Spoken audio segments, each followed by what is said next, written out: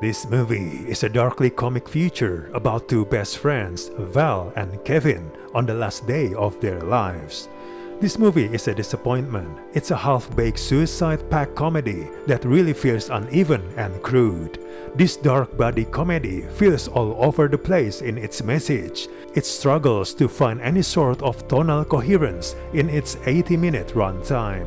It's pretending to be manic satire but doesn't manage to achieve it. The movie stumbles out of the gate and never recovers. The movie wants you to think that it's propelling towards a seemingly inevitable climax, with the two agreeing to shoot each other by the end of the day, but only one of the characters actually seems suicidal.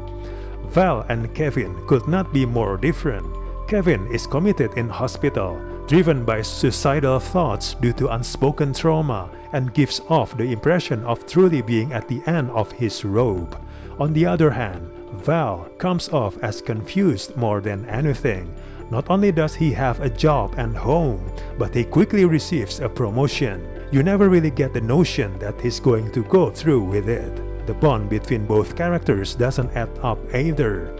It doesn't help that the script feels raw and underdeveloped, rather than a genuinely composed story of two men nearing the end of their lives.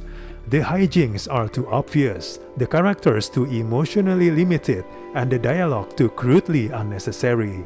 The movie is unable to find the right tone between drama and comedy to make the story and characters work. As the two main characters embark on tying up their loose ends, the pace of this movie bounces from one place to another. It's sometimes hard to stay ahead of the characters' mentality, highlighting gaps in the script's narrative. Eventually, the film restricts the significance of supporting characters such as Val's estranged father and Kevin's former therapist, frustratingly leaving certain plot elements in limbo.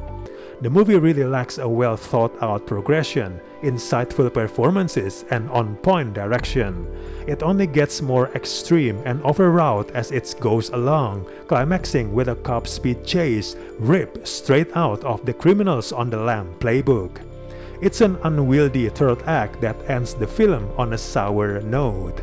The movie never shows real compassion for people who contemplate taking their lives as well, so if you're looking for that angle, you will be pretty much disappointed. Overall, we do not recommend this movie at all.